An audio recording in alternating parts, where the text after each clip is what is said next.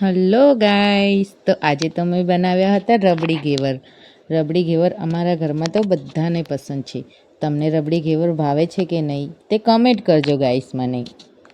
તો ચાલો હું તમને રબડી ઘેવરની રેસીપી બતાવું.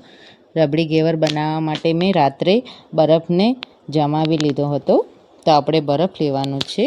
તો તમે જોઈ શકો છો આપણો બરફ સારો એવો જામી ગયો છે. હવે હું એક પરાત લઈ લઈશ. પરાતમાં મેં અડધી વાટકી ભરીને ઘી લીધું છે અને હવે એમાં હું એક બરફનો ટુકડો નાખી દઈશ અને બરફ અને ઘીને સારી રીતે મિક્સ કરતા જવાનું છે. જ્યાં સુધી ઘીમાં ક્રીમી ટેક્સચર ના આવી જાય ત્યાં સુધી આ બધું સરસ રીતે મિક્સ કરતા રહેવાનું છે. તમે જોઈ શકો છો આ જ રીતે આપણે મિક્સ કરતા રહેવાનું છે. તમે જોઈ શકો છો આપણા ઘીમાં થોડું પાણી હતું તો એ હું બહાર કાઢી લઈશ.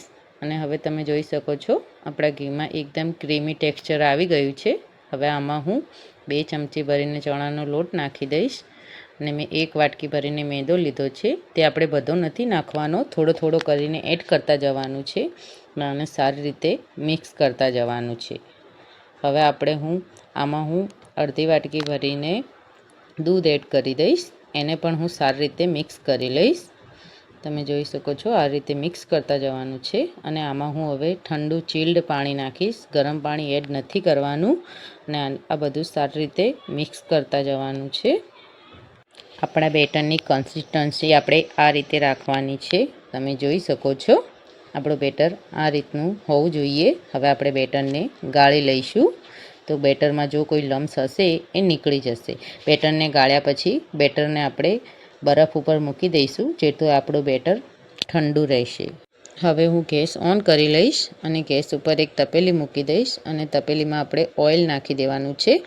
ઓઇલથી પૂરી તપેલી નથી ભરી દેવાની, અડધી તપેલી ભરીને જ આપણે ઓઇલ લેવાનું છે.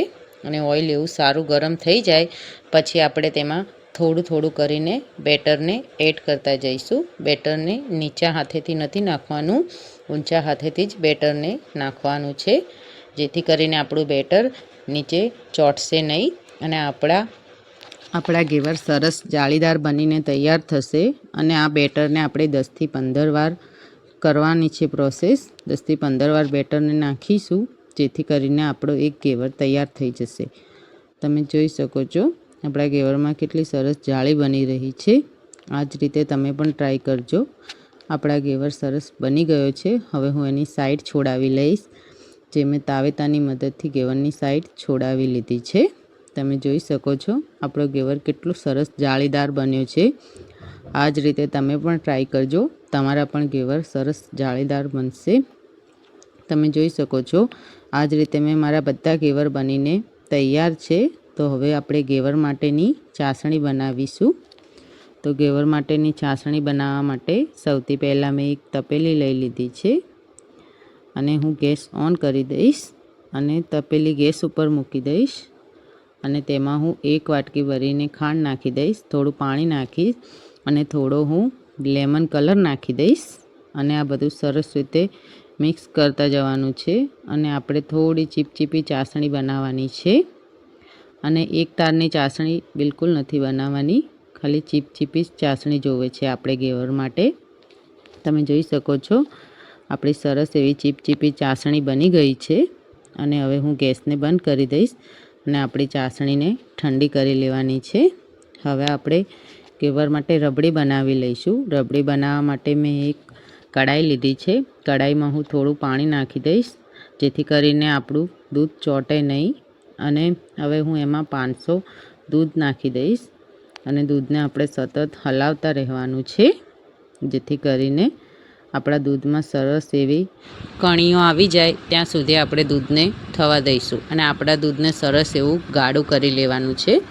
આપણું દૂધ સરસ ગાઢું થઈ જાય પછી આપણે દૂધમાં નાની વાટકી ભરીને ખાંડ નાખવાની છે અને અડધી ચમચી ભરીને ઇલાયચીનો પાવડર એડ કરીશું આમાં અને આ બધું સરસ રીતે મિક્સ કરી લેવાનું છે. તમે જોઈ શકો છો આપણી રબડી સરસ એવી બની ગઈ છે. તો હવે રબડીને 10 મિનિટ માટે ઠંડી થવા દઈશું. આપણી રબડી 10 મિનિટ માટે ઠંડી થઈ જાય પછી આપણે એને ઘેવર ઉપર લગાવી દેવાની છે. તમે જોઈ શકો છો આપણી રબડી સરસ એવી ઠંડી થઈ ગઈ છે. તો હવે આપણે ઘેવર લઈ લઈશું.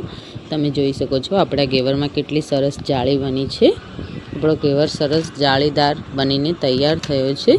હવે આપણે ઘેવર ઉપર પહેલાં ચાસણી લગાવી દઈશું.